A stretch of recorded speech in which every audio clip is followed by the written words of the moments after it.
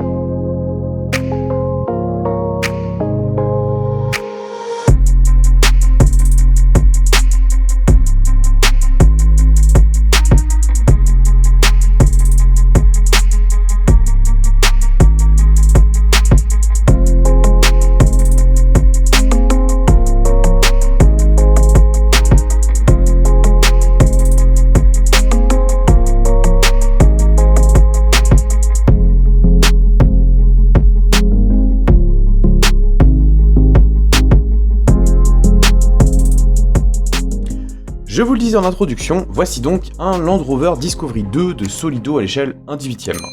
Alors cette miniature-là, personne ne vous en voudra si vous en avez oublié l'existence. C'est un modèle que ma grand-mère m'a offert il y a 18 ans déjà.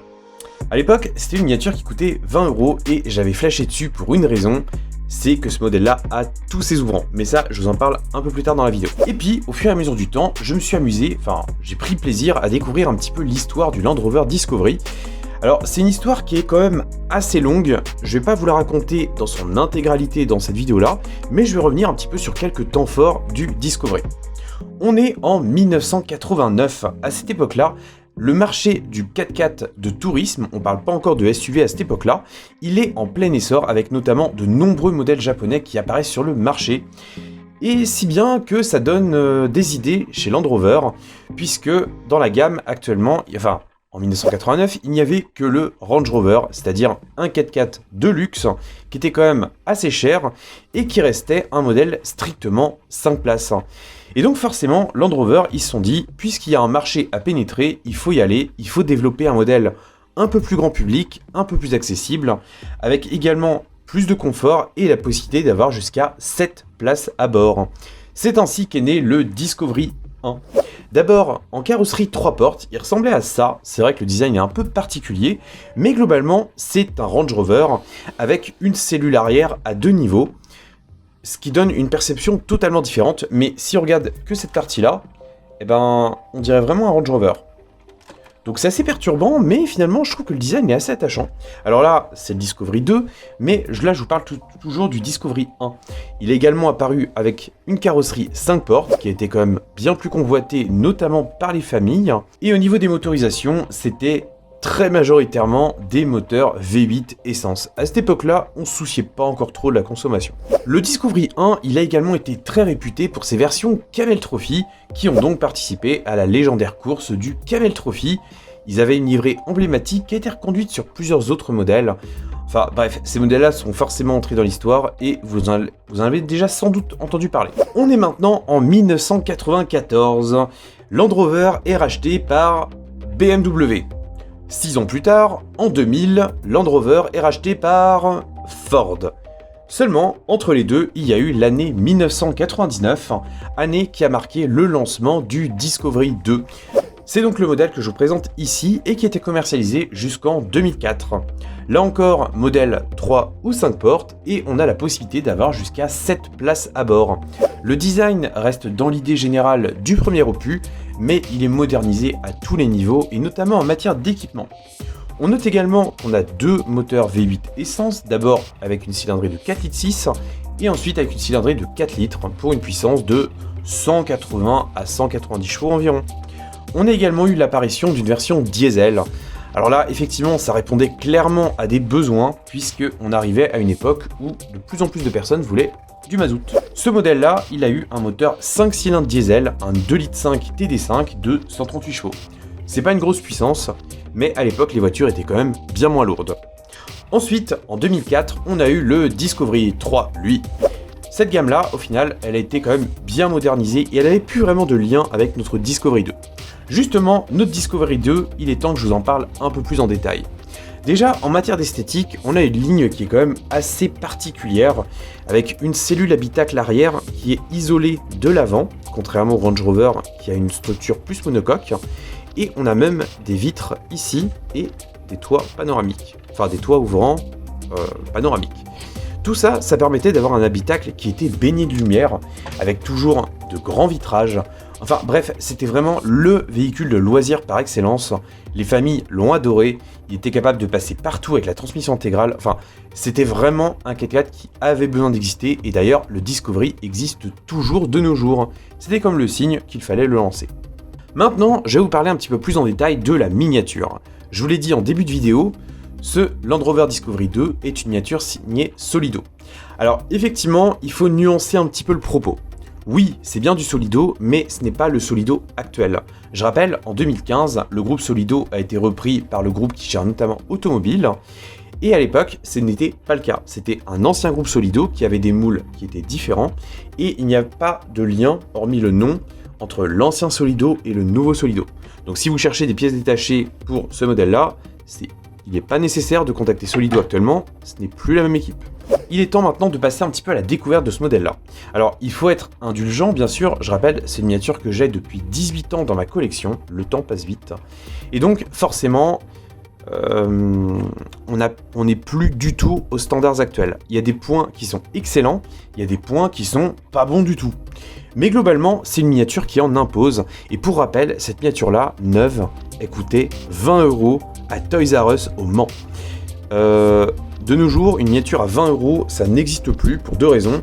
Déjà, le coût de la vie a augmenté, les salaires ont augmenté, le coût de développement d'une miniature a augmenté, bref, tout a augmenté, donc fatalement, les prix ont augmenté aussi assez fortement. Cette miniature-là, il est temps que je vous la présente un petit peu plus en détail, mais je voulais juste vous dire aussi qu'il existait en deux versions. À l'époque, il y avait le choix entre les deux. Je m'étais orienté vers le gris, mais il y avait également une version verte, et avec le recul, je me suis dit que j'étais un peu con et que j'aurais vraiment dû le prendre en vert, surtout qu'un vert anglais sur une anglaise, ça a quand même du sens. Comme d'habitude, je vais m'armer de mon téléphone et on va faire la découverte du modèle plus en détail. On va commencer par parler de l'avant.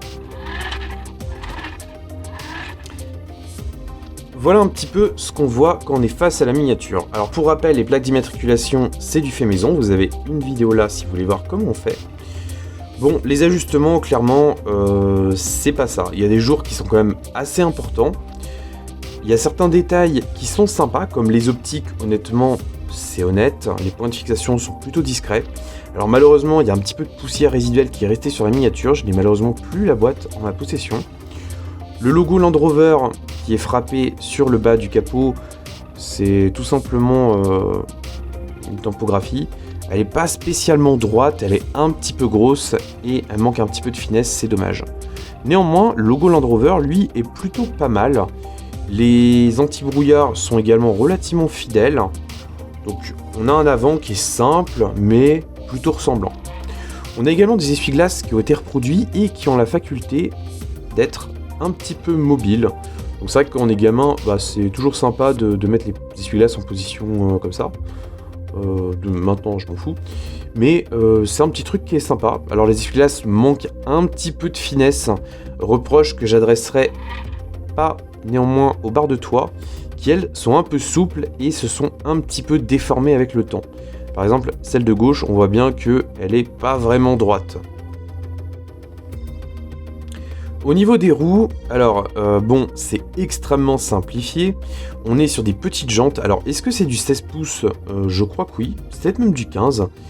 Bon, ça a été reproduit extrêmement simplement. D'ailleurs, on voit même que le logo Land Rover, il n'est pas du tout centré. Et que les étriers de frein, ils sont pas totalement en face des disques. Donc, je pense que le freinage doit être abominable. Au niveau des ajustements pour le reste, c'est pas ça non plus. Hein. Clairement, il y a Il y a des jours qui sont assez importants. Alors encore une fois, on est sur une miniature ancienne, les standards n'étaient pas du tout les mêmes à l'époque. Si on prend par exemple une auto-art de cette époque-là, on avait des charnières de porte qui étaient très grossières et externes. Donc là, forcément, sur une miniature d'un petit milieu de gamme, on n'a pas du tout les mêmes standards et c'est normal. La ligne de caisse me paraît pas trop mal reproduite, même si j'ai toujours un petit peu de mal avec ces toutes petites portes arrière, qu'on ouvrira après bien sûr, et qui me paraissent vraiment très fines.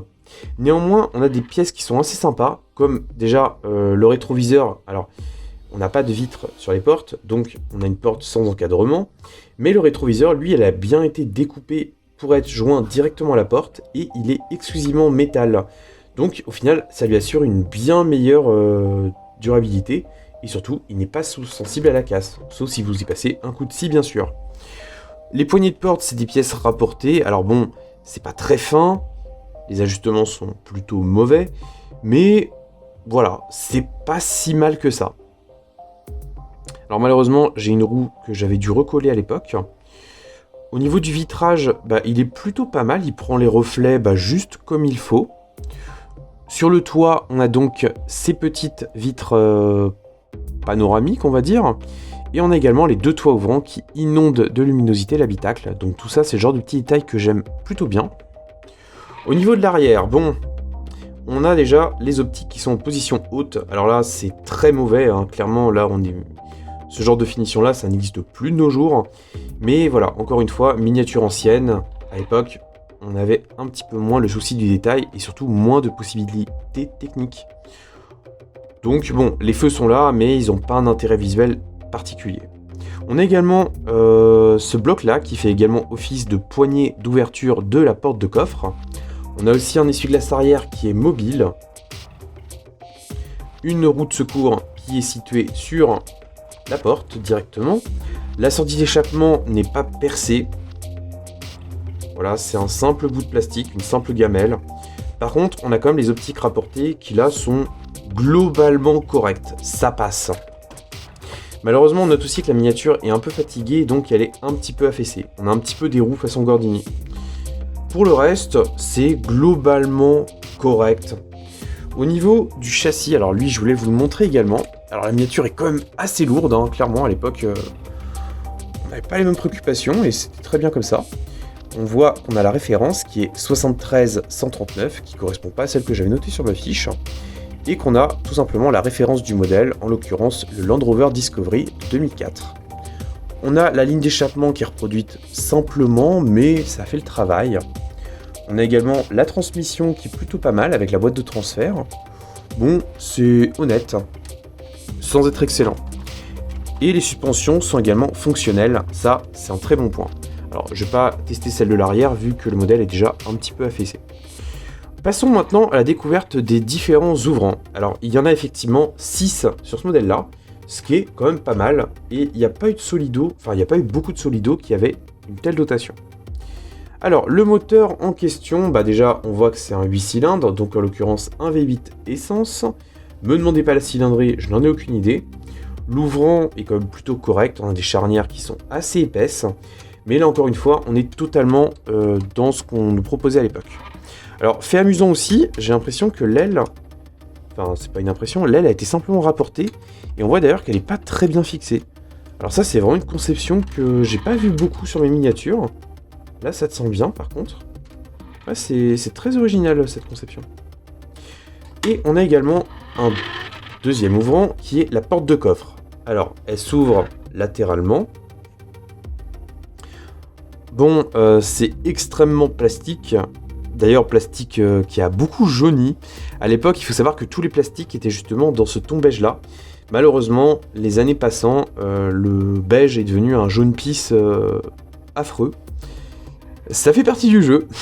Une miniature, ça vit pas, mais ça vieillit un peu comme nous avec les rides. Enfin, ouais, bon, bref, c'est pas très joyeux tout ça. Bon, les ajustements sont pas terribles, hein, clairement. Mais voilà, la miniature, elle se positionne à mi-chemin entre le jouet et l'objet de collection.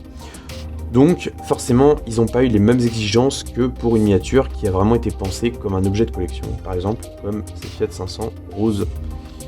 Donc il y a plein d'éléments qui sont largement visibles, comme ces vis, ou encore les traces de moulage des sièges du 3e rang. Bon, c'est pas excellent. On passe maintenant à l'avant. Donc je vous le disais, les portes n'ont pas de vitres apparentes. On a une garniture de porte qui est extrêmement basique. Alors là, tout a été moulé sur une seule pièce. Encore une fois, on est dans les standards d'époque, donc c'est pas choquant si on assimile bien le fait qu'on est sur une vieille miniature. Les sièges, quant à eux, sont globalement corrects. On appréciera également le fait que Solido ait reproduit les ceintures de sécurité. Elles sont dans un plastique souple, uniforme, mais ça fait pas trop mal le travail. En revanche, en matière de détail, c'est pas fou du tout. Voilà, c'est très basique, tout a été moulé le plus simplement possible. On notera également que les parties hautes n'ont pas été habillées plus que ça. On a des vis qui apparaissent à différents endroits. Bon, c'est pas dérangeant, surtout par rapport au prix de vente initial de ce modèle-là. De l'autre côté, c'est encore moins glorieux. Alors les ajustements sont extrêmement mauvais. D'ailleurs, c'est marrant parce que dans mes souvenirs, vu que j'étais j'étais gamin à l'époque quand je l'ai eu, elle me paraissait vraiment excellente. C'était la plus belle de toutes mes miniatures. Et quand on la revoit, finalement, on voit que les souvenirs enjolivent parfois un petit peu la vérité. Mais c'est pas dérangeant du tout parce qu'au final, ça fait un beau retour en arrière. Et je suis très heureux de toujours avoir ce modèle-là dans ma collection. Bon, il n'y a pas de détails exceptionnels à voir, clairement, c'est très très plastique. La boîte de vitesse, elle a vieilli aussi, clairement. Et là, on est sur une boîte manuelle à 5 rapports. Pour l'anecdote, il y avait également des boîtes auto qui étaient proposées. Au niveau des petites portes arrière, alors évidemment, il ne va pas y avoir un gros débattement, mais on a néanmoins des vitres sur les portes. À l'époque, tous les modèles ne les avaient pas. Je repense notamment au Volkswagen Touareg de Burago. Malheureusement, il n'y a pas grand chose à dire sur cet intérieur. On est sur quelque chose de très très très très très basique. Mais voilà, l'intérêt réel de ce modèle-là, c'est d'avoir justement tous ces ouvrants. Et ça, à l'époque, c'était tellement pas répandu que quand j'ai vu ça, j'ai directement craqué sur ce modèle-là. Et je regrette pas, parce que c'était pour moi ma première miniature vraiment full ouvrante. Et mine de rien, ça laisse des souvenirs. Bon, on va arrêter la vue comme ça. Je vais refaire tourner un petit peu le modèle. Et je vais vous parler un petit peu de combien coûte ce modèle-là. Alors, si vous êtes nouveau sur la chaîne, cette miniature-là n'est pas à vendre. Je fais simplement des vidéos de présentation tous les dimanches. Mais si vous voulez essayer de trouver ce même modèle sur le marché de l'occasion, c'est possible. Mais il vous en coûtera une somme qui est quand même assez importante. Globalement, les prix débutent à 100 €, mais ça peut parfois monter jusqu'à 200 pour les modèles qui sont totalement neufs en boîte. Encore une fois, vu qu'il y a peu d'offres et peu de demandes, il est assez difficile d'estimer le prix de vente réel de ce modèle-là. Toujours est-il que pour 100 €, c'est trop cher, clairement. Mais voilà, encore une fois, c'est un modèle rare. Si vous le voulez, il faudra malheureusement y mettre le prix. Sur ce, je pense avoir fait le tour de ce modèle-là. Je vous remercie d'avoir regardé la vidéo et de me suivre fidèlement chaque dimanche. Ça me fait toujours très plaisir de vous lire. Sur ce, prenez soin de vous et de votre famille, conduisez pas comme des pirates, surtout en ville, surtout si vous partez en vacances. Et moi, je vous retrouve dimanche prochain pour une présentation d'une exclu web No Rêve. Je pense que vous pouvez deviner le modèle assez facilement. Allez, salut!